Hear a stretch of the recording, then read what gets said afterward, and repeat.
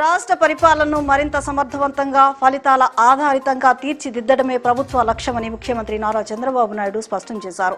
ప్రతి నెల రూపొందించే మంత్లీ ఎకనామిక్ రిపోర్ట్ల ఆధారంగా పాలనను సమీక్షించుకోవాలని తెలిపారు. విశాఖలో పర్యటించిన వైసీపీ అధినేత జగన్మోహన్ రెడ్డిపై ఆంధ్రప్రదేశ్ వ్యవసాయ శాఖ మంత్రి కింజరాపు అచ్చెన్నాయుడు ఫైర్ అయ్యారు. మత్స్యకారుల గురించి మాట్లాడే నైతిక హక్కు జగన్కు లేదని మండిపడ్డారు. R&B శాఖలో 17 ఏళ్లుగా పెండింగ్ లో ఉన్న కారుణ్య నియామకానికి ఎట్టకేలకు ప్రభుత్వం ఆమోదం తెలిపింది. సచివాలయంలో మంత్రి బీసీ జనార్దన్ రెడ్డి కాకినాడ R&B డివిజన్లో విధులు నిర్వహిస్తూ మరణించిన గ్యాంగ్ ముజ్దర్ కేవి అప్పారావు కుమారుడు కె లక్ష్మణ్ కుమార్ కు నియామక పత్రాన్ని అందజేశారు.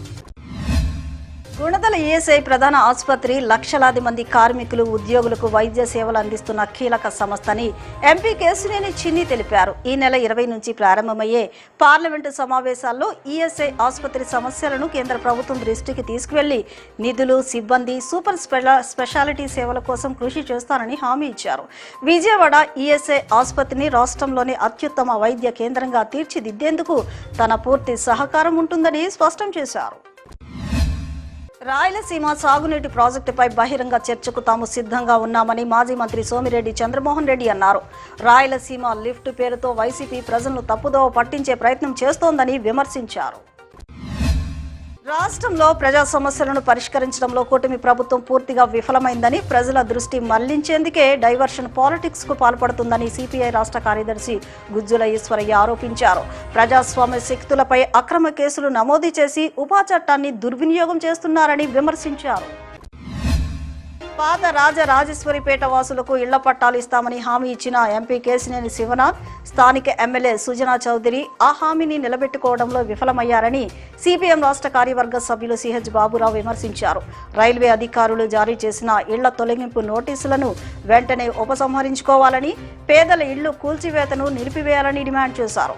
ప్రభుత్వం స్పందించకపోతే డిఆర్ఎం కార్యాలయాన్ని ముట్టడిస్తామని హెచ్చరించారు. విజయవాడ ఇస్కాన్ ఆధ్వర్యంలో ఈ నెల 16న శ్రీ జగన్నాథ రథయాత్ర 2026ను అత్యంత వైభవంగా నిర్వహించనున్నట్లు ఇస్కాన్ ప్రతినిధులు తెలిపారు. భారతదేశంతో పాటు ప్రపంచవ్యాప్తంగా కోట్లాది మంది భక్తులు అత్యంత భక్తి శ్రద్ధలతో జరుపుకునే ఈ మహోత్సవాన్ని విజయవాడలో కూడా ఘనంగా నిర్వహిస్తున్నామని చెప్పారు.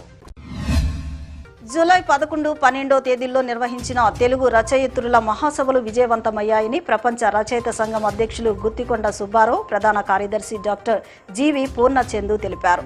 2 రోజుల పాటు జరిగే సదస్సు క్రమశిక్షణాయుతంగా జరిగాయని, మహిళల పట్ల అనుచితంగా ప్రవర్తించడం, మాట్లాడడం వంటివి చేసే ప్రజా ప్రతినిధులను ఆ పదవికి అనర్హులుగా ప్రకటిస్తూ బలమైన చట్టాలను తీసుకురావాలని కేంద్ర రాష్ట్ర ప్రభుత్వాలకు సభా వేదికగా తీర్మానం చేసినట్లు వెల్లడించారు.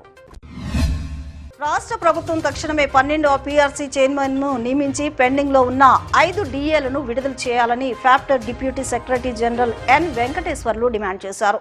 ఉద్యోగులు, ఉపాధ్యాయుల సమస్యలను వెంటనే పరిష్కరించకపోతే మరోసారి బీఆర్టీఎస్ తరహాలో ఉద్యమానికి పిలుపునివ్వాల్సి వస్తోందని హెచ్చరించారు.